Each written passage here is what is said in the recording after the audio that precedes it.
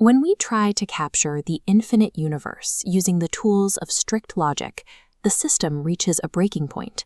Attempting to measure the unconditioned cosmos as a closed mechanical system pushes human reason past its operating limits.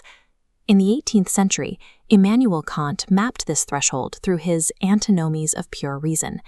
He demonstrated that human logic produces two equally defensible yet contradictory conclusions whenever it attempts to define the totality of time, space, and causality. A study by Immanuel Kant, titled The End of Theology 2, examines how Baha'i metaphysics navigates these contradictions. Relying exclusively on mechanistic deduction traps human thought within Kant's paradoxes, leaving the most significant questions of existence without a rational resolution. Arani's thesis argues that Baha'i metaphysics resolves these ancient paradoxes by abandoning the mechanical model of the universe. This framework presents the cosmos as a domain of divine signs, a reality intentionally structured to convey meaning rather than just physical data. This shift in perspective preserves logical coherence while accounting for the reality of human volition. Moving beyond these speculative traps defines the end of theology. It requires humanity to stop trying to measure the boundaries of the universe and start interpreting its underlying purpose. Kant's first antinomy highlights a conflict. Logic suggests the universe must have a beginning, yet it also suggests it must be infinite. Both claims lead to a contradiction. These classical arguments fail because they treat the unconditioned cosmos as an independent, self-contained object. Baha'i thought introduces a resolution through ontological dependence. This principle separates the physical progression of time from the metaphysical origin of existence. Under the concept of essential origination, the cosmos depends continuously on a creator for its reality, even if that reality lacks a specific temporal starting point. Consider this diagram. The sun is pre-existent, while its rays are originated. The rays depend entirely on the sun for their existence, yet they can be viewed as co-eternal with the light source itself. This analogy, found in the writings of Abdu'l-Baha, explains how a creation can be eternally sustained while remaining ontologically dependent.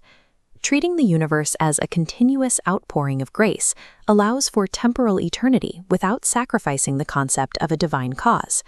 This perspective moves away from classical Aristotelian roots and modern materialism, which describe the universe as a chain of impersonal, mechanical causes.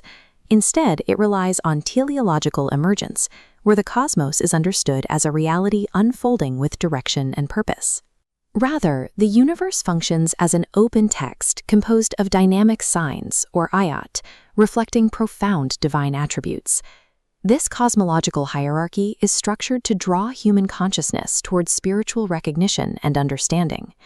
Causality operates here as the purposeful, continuous emergence of divine attributes within the realm of contingency.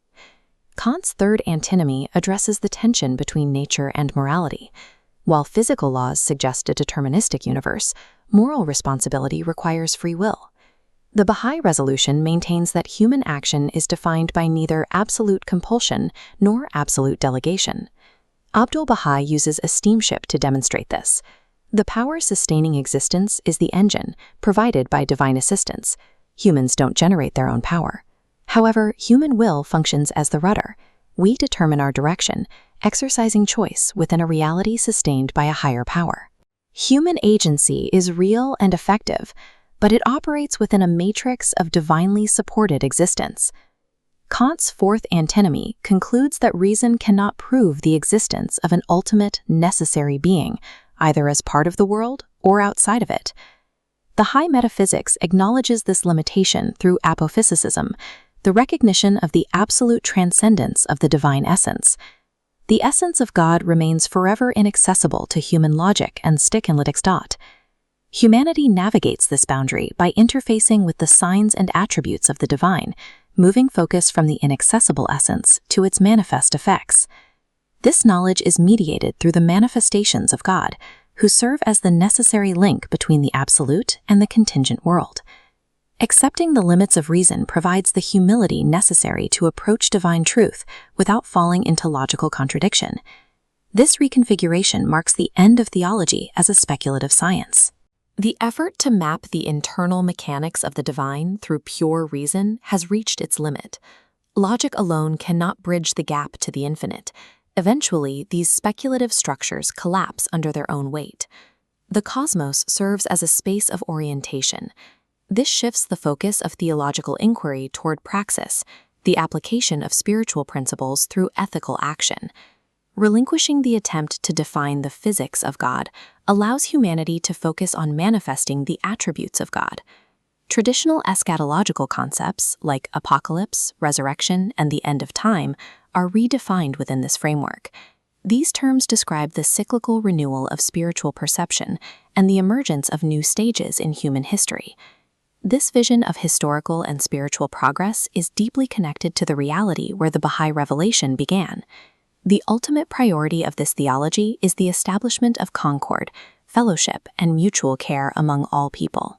Metaphysical inquiry finds its fulfillment in ethical transformation, moving from abstract doctrine toward the realization of human unity.